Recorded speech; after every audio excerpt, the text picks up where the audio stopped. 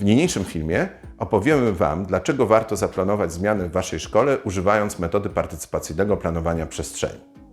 Partycypacyjne planowanie przestrzeni to jest taka metoda planowania zmiany danego miejsca, w którym decydujący głos o przyszłym kształcie tej przestrzeni mają jego różnorodni użytkownicy i użytkowniczki.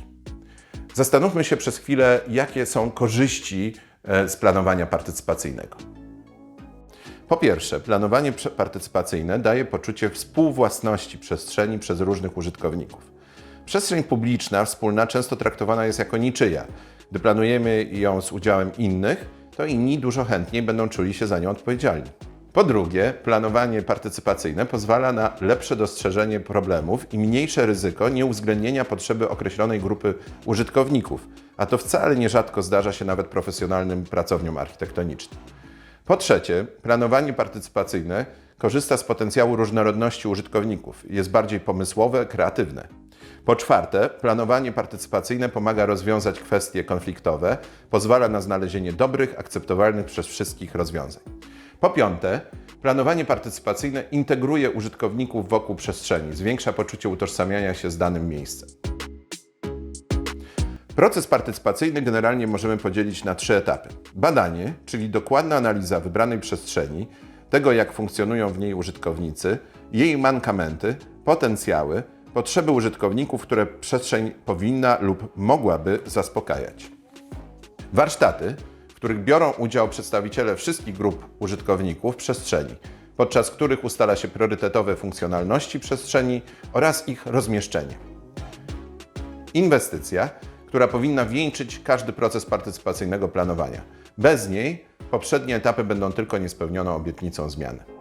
Zastanówmy się teraz, jak taki proces partycypacyjny wyglądałby w przypadku planowanego remontu szkoły. Pierwszym krokiem powinno być określenie uczestników procesu partycypacyjnego. W przypadku szkoły będą to przede wszystkim uczennice i uczniowie, kadra szkolna, w tym kadra nauczycielska, personel sprzątający, ochrona, kadra kierownicza, psychologowie i inni.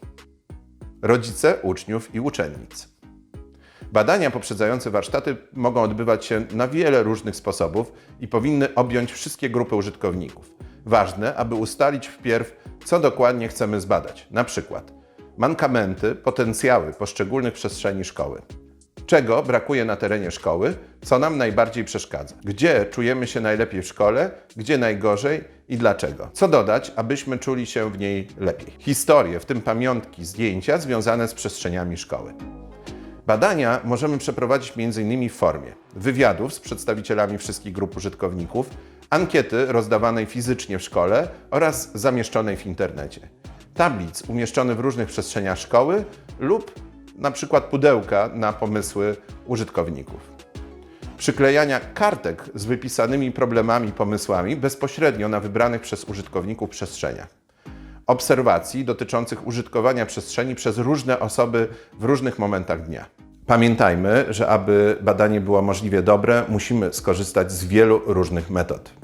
A przy okazji badania warto pamiętać o promocji warsztatów, które będą kolejnym etapem i zapewnić rekrutację możliwie różnorodnej i kompletnej grupy użytkowników. W ramach warsztatów przedstawiamy wyniki badań, pracujemy w grupach nad kluczowymi funkcjonalnościami przestrzeni, następnie wybieramy wspólnie kluczowe funkcjonalności i na ich bazie tworzymy nowe grupy robocze. Każda skupia się na jednej z kluczowych funkcjonalności. Zadaniem grupy będzie przełożenie teraz danej funkcjonalności na projekt przestrzeni. Potem nakładamy na siebie wyniki poszczególnych grup, dzięki czemu powstaje nowa, kilkuwarstwowa mapa przestrzeni. Możemy w niej znaleźć przestrzenie, w których funkcje zgodnie układają się obok siebie i są do siebie komplementarne. Przestrzenie, w których funkcje zgodnie nakładają się na siebie, dzięki czemu przestrzenie zyskują wielofunkcyjność. Przestrzenie, w których funkcje są ze sobą w konflikcie, a wtedy szukamy rozwiązań wariantowych, np. przesuwając jedną z funkcji w inną przestrzeń. Podsumowujemy, omawiając pracę grup i wspólnie stworzony projekt wraz z ewentualnymi wariantami.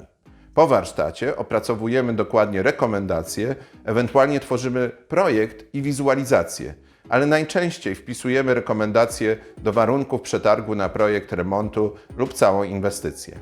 Tak przygotowana inwestycja powinna być teraz zrealizowana w zgodzie z wynikami planowania partycypacyjnego. Aby nowa przestrzeń była w pełni funkcjonalna, warto pamiętać, że jej funkcjonowanie też powinno być częściowo przedmiotem planowania partycypacyjnego. Czyli na przykład jeżeli wymyślimy nową funkcję pod tytułem kino plenerowe obok boiska szkolnego, to musimy pamiętać o tym, żeby w ramach planowania partycypacyjnego zaplanować jego zarządzanie, kto i jak będzie za nie odpowiadać. No i to wszystko na dzisiaj. Mam nadzieję, że będziecie chcieli skorzystać z metody partycypacyjnego planowania. Oczywiście ona ma wiele różnych jeszcze innych problemów, tajników, wiele rzeczy, których warto się dowiedzieć. Bądźcie w kontakcie z nami i zapraszamy Was na kolejny film Akademii Młodych Architektów. Dziękujemy.